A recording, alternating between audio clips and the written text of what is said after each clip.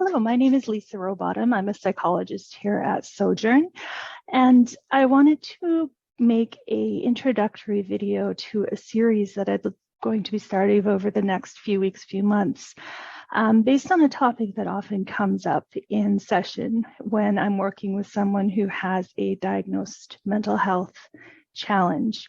One of the things that I often hear is, how do I explain my mental health diagnoses to my family or to my friends? Or often even just in passing, clients will say, I wish I could explain this to my parents, or I wish I could explain this to my boyfriend.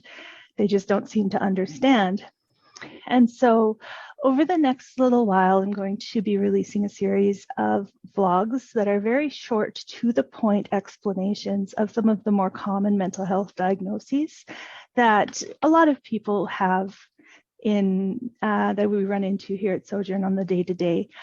So I'm hoping to do anxiety disorders, depression, ADHD, bipolar disorder, hoarding disorder, eating disorders, borderline personality disorders, as well as post-traumatic stress disorders. And each video, I will have a very simple and to the point explanation of what each of these diagnoses are, as well as some type of simile or metaphor to make it easier for you to explain to your loved one what exactly you're dealing with, or perhaps to show the video to your loved one to help them understand more clearly. I'll also include a psychological explanation for what is happening, as well as a physiological explanation of what goes on in the brain for people who struggle with these various diagnoses. I also will very briefly address how medication helps each of these particular diagnoses, as that is something that people often struggle with. But it's important to note that any mention of medication made in these videos is not to replace any information provided directly by your doctor or by your psychiatrist. If you're considering any kind of medication for a disorder, those are your first line of discussion. The focus of this video is more, how do you explain why the medication is helping you and why it's not possible for you to just get over it.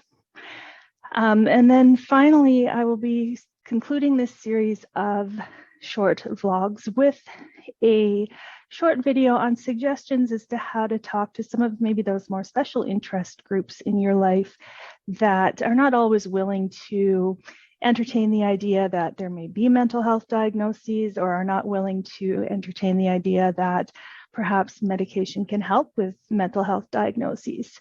And I'm hoping that by providing you a few hints, a few tricks on communication, on how to approach somebody, that it'll help you have more clear and helpful conversations.